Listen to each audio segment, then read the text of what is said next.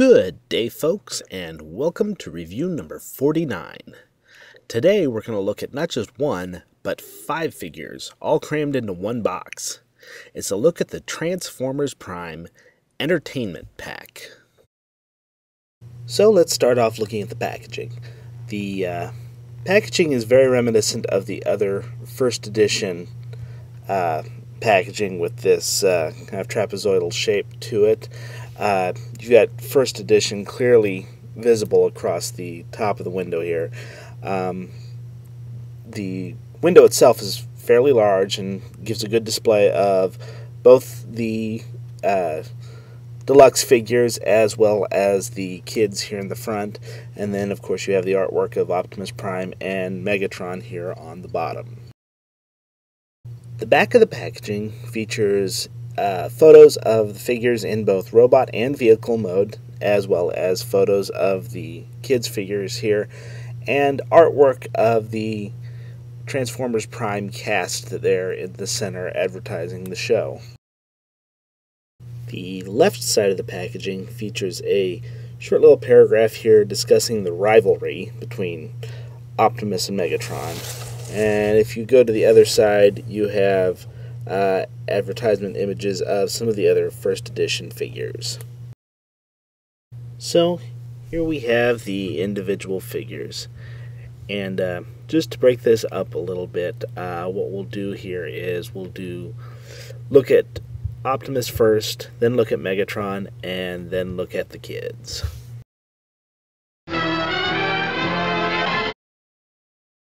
So first off, we have Optimus in his robot mode, and the figure is okay looking. I've got a couple major complaints. First off is the way the backpack kind of fits here. When you look at the figure head on, it doesn't have that kind of slender look that Optimus has in the show because of this big block on his back, and I wish they would have broken it up just a little bit more.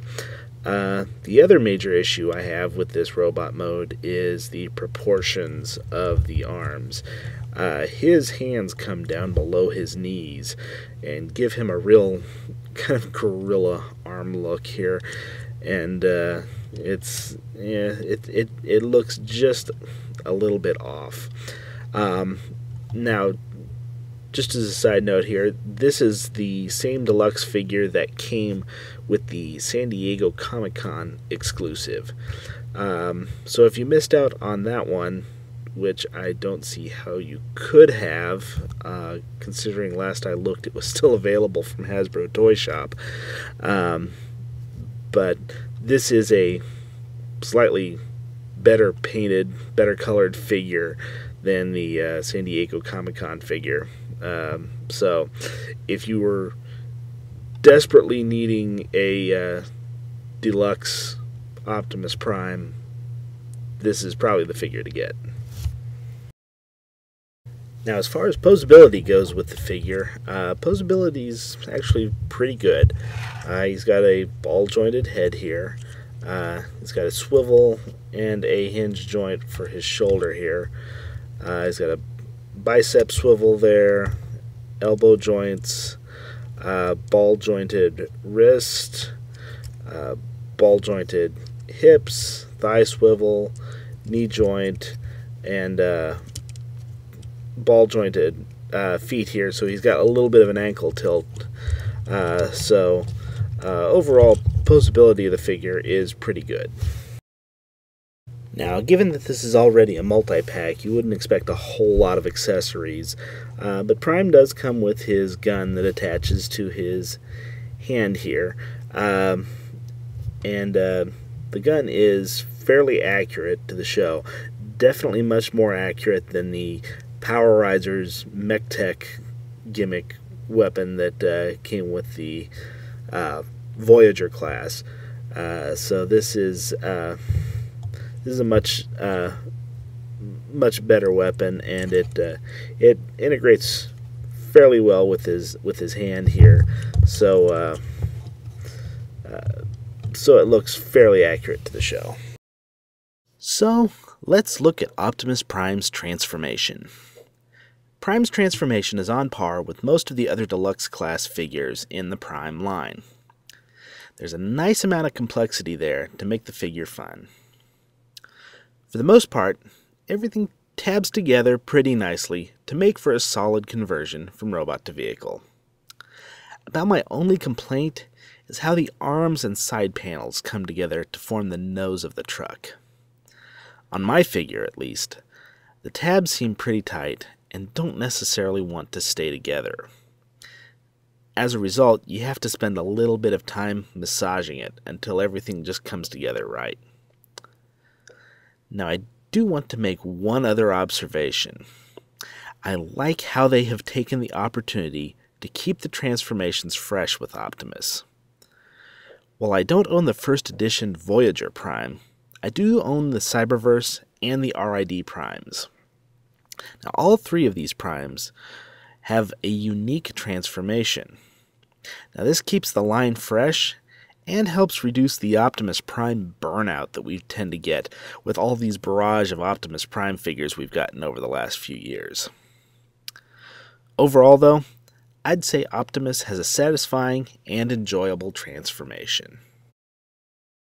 So here we have Optimus in his vehicle mode, and it's very accurate to the show, and it's a very simple semi-truck here. They did do some nice paint apps on this figure, though. They've got the painted headlights and painted lights across the top. They did some silver details on here, some blue painted details. So they did a nice job with some of the paintwork here. It's also got a trailer hitch back here, so if they ever did decide to do a trailer, you could do that. The other thing is you can mount the weapon back here, so I guess Optimus can shoot behind him, but yeah, it's a good place to store the weapon as well. So there is Optimus Prime in his vehicle mode. Moving on from Optimus, here we have Megatron in his robot mode, and I have to say that I much prefer how Megatron turned out in his robot mode as what Optimus Prime looked like. His proportions, general shape, paint job, they're all much more accurate. Again, the only fault I can have is the backpack, which is a little bit more than what we've seen from Megatron in the past, but the rest of the figure looks much better in robot mode than Optimus turned out. Just as Optimus, though, Megatron is very posable. He does have a ball-jointed head, although it is somewhat restricted because of the shape of his head. He's got a ball-jointed shoulder, single hinge elbow, though, bicep swivel, just a swivel on the wrist, but that seems to be fine. Ball-jointed hip, knee joint, doesn't really have any ankle tilt to speak of, though, and there's no waist swivel either, but while not as posable as Optimus, he's still a pretty good figure. Again, not much for accessories other than Megatron's arm cannon here, and they did a much more accurate job of recreating his arm cannon on the deluxe figure here versus the MechTech disaster that was the Power Riser. Although the Power Riser wasn't bad compared to some of the others like Optimus or Starscream, but they did a nice job with the weapon here, including the clear purple plastic on the end, which gives it a nice look. So, on to Megatron's transformation. While I was impressed with the way they varied the mechanisms by which Optimus Prime transformed, I'm disappointed with the lack of creativity for Megatron's transformation. This transformation is basically the same as the RID Voyager Megatron figure. And, unfortunately, the same transformation carries with it a lot of the same problems. For some parts, such as the chest pieces and the back pieces, there's not really a fixed point or tab for the final position, so you have to just kind of fiddle with them until they seem right. And the tabs that are there, such as for the legs under the vehicle or the wings, don't hold well, or, as in the case of the wing tabs, just don't hold together at all. As a result, there's so much uncertainty with the figure that you never feel like you have it fully transformed. In the end, you just set the vehicle down and say to yourself, that's good enough. So, here we have Megatron in his vehicle mode. And, well, I think I've made clear in my other reviews of Transformers Prime Megatron toys that I am not a big fan of these Cybertronian jet modes.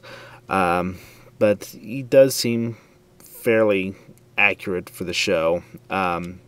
He's got a similar transformation to the Voyager version. There are some aspects of this figure, though, that tab together just a little bit more nicely. So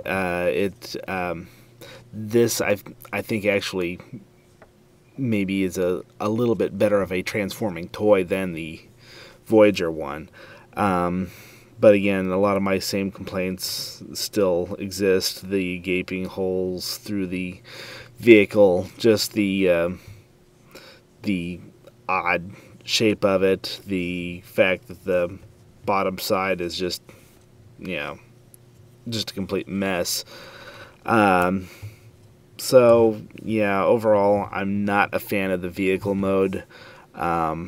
But where they've done a good job with the accuracy of the robot mode, if you're going to sacrifice a Cybertronian jet mode, that's fine by me.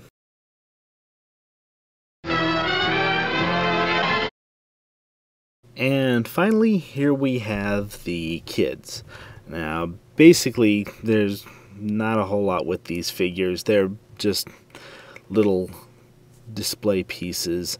They've got a little bit of articulation in that you can rotate their heads to give them, just a little bit more of variety.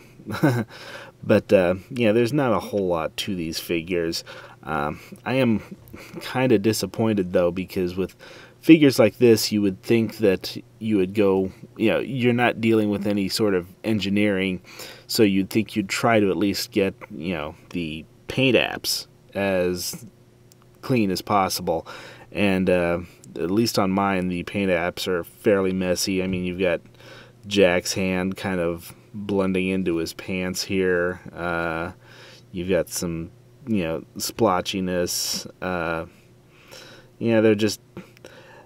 They're not great figures, but they're nice to add to a display. And these guys will probably be going into my main Transformers Prime display.